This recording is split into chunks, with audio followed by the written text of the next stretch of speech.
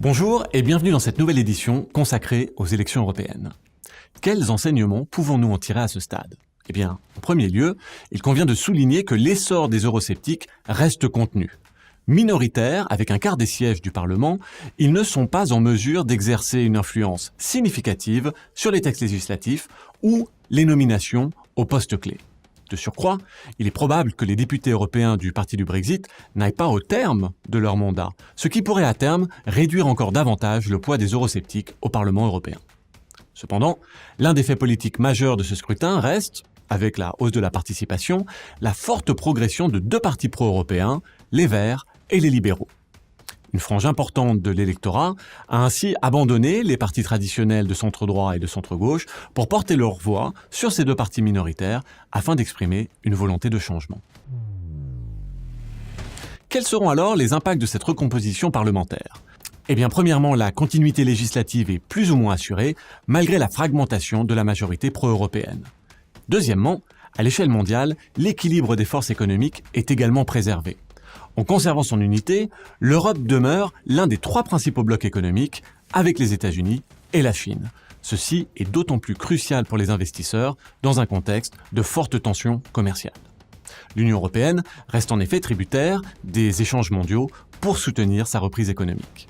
Maintenant que les risques liés aux élections européennes se sont dissipés, le Brexit, mais surtout le différend sino-américain, vont à nouveau focaliser l'attention des marchés. Voyons maintenant avec Stéphane de quelle façon ces risques influencent nos scénarios d'investissement. Comme Samy vient de l'exposer, les élections européennes ont permis de prendre la mesure de la force des partis populistes tout en soulignant la nécessité d'une vision commune à long terme pour le projet politique européen. L'impact sur les marchés est toutefois très limité. Les prochains événements à surveiller seront le Brexit et les tensions commerciales. Le succès remporté par le parti du Brexit aux élections européennes a mis en évidence le mécontentement des électeurs à l'égard des politiciens britanniques. Par ailleurs, la victoire du parti de Nigel Farage pourrait amener les conservateurs à élire un partisan d'un Brexit dur, voire très dur, comme prochain Premier ministre. Cela accroît bien évidemment le risque de sortie de l'Union européenne sans accord, ce qui ferait grimper la prime de risque liée au Brexit dur et accentuerait les incertitudes pour les actifs en livres sterling. Notre scénario principal reste toutefois celui d'une résolution en douceur, car l'intérêt du Royaume-Uni est de rester proche de son principal partenaire commercial. En ce qui concerne les marchés émergents, si l'Indonésie, l'Afrique du Sud et l'Inde viennent de reconduire leurs dirigeants qui pourront ainsi poursuivre leurs réformes économiques, les tensions commerciales entre les États-Unis et la Chine continuent de peser sur les économies émergentes.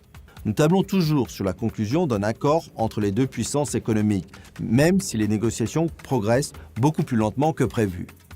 Nous évaluons la probabilité d'un accord en juin 2019 à environ 40%, à égalité avec celle d'un report à une date ultérieure en 2019.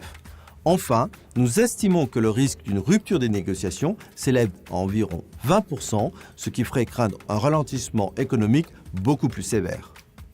Avec la poursuite des négociations commerciales, le dollar américain devrait évoluer dans une fourchette comprise entre 1,11 et 1,13 contre l'euro. Nous continuons de prôner une allocation d'actifs prudente. Les derniers développements sont venus confirmer notre approche de réduction du risque et l'exposition légèrement défensive aux actions émergentes. Ils ont également souligné la nécessité de protéger les portefeuilles au moyen de stratégies optionnelles et d'actifs refuges tels que l'or et le yen japonais.